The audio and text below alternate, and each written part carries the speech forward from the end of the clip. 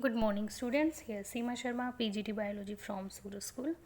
Okay, students, as you know, it's a revision time and we are doing revision of chapter Environment.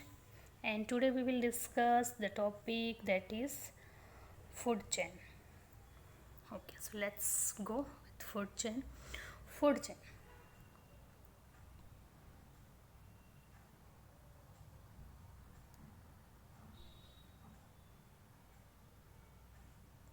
Okay, students, as you know that the food we eat act as a fuel to provide us energy to do work. Same is true about all other living organisms in any given ecosystem. All living organisms are linked in a systematic chain with respect to their mode of manufacturing food and feeding habits. The interactions, right? Interactions among various components of the environment involve flow of energy from one component to the another component of the ecosystem. For instance, in a grassland ecosystem, all green plants, herbs, shrubs, trees are producers, and the herbivores are eaten eaten up by plant eaters, right? So primary consumers are herbivores that eat the plant. The herbivores are eaten by flesh eating animals, carnivores. Primary consumers are eaten by secondary consumers, or we can say that carnivores. And then carnivores may be eaten by large carnivores, tertiary consumers, right? It can be eaten by tertiary consumers, and then finally top level consumers. So thus we find that beginnings with the producers, onwards the herbivores, carnivores, and next level carnivores, all living organisms are interlinked in a definite sequence, involve transfer of energy from producers onward to the last link,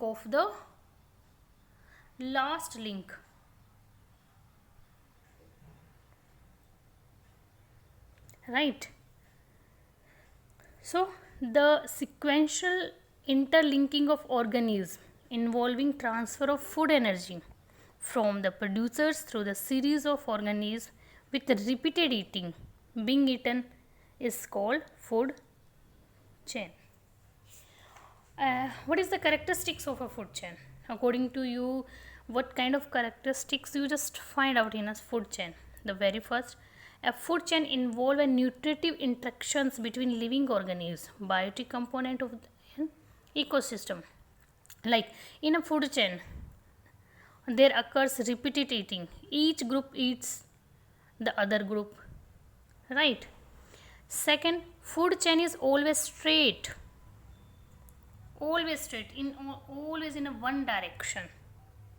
Third, a food chain, there is a unidirectional flow of energy in only in a single direction, right?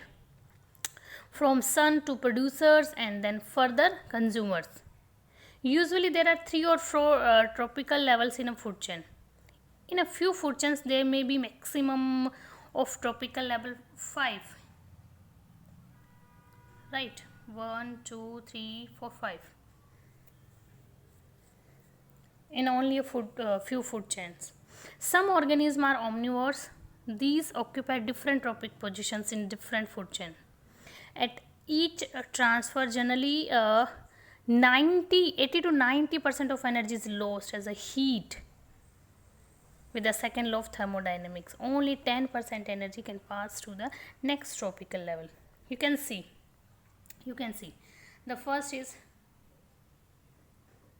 it's a very simple food chain, right? In a food chain, plants are starting point of a food chain, which are termed producers, and these use solar radiation, sunlight, to prepare their food by process of photosynthesis, and these plants are then eaten up by like you can see here, it's a deer, primary consumer,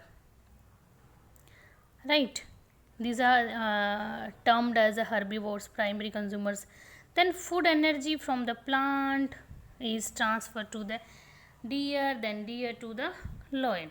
This is the food chain. Okay. In the same way, all the examples are in the same way, like assuming, right, like second chain, assuming in a, if deer are killed, all the deer are killed, then the population of lions are increase or decrease. Population of lions are decreasing, right? The lion will decrease because their source of food is decreased, because there is no deer, so how can the lions are survive? So they will decrease. And the population of grass here, population of grass, this will increase, as there will be no lesser number of deer to feed on the grass. So here grass population will increase and lion population will decrease, right? This is the food chain. Revise it, as our all topics, all chapter is completed, and complete the level 2 questions also I will send you. Thank you and have a nice day.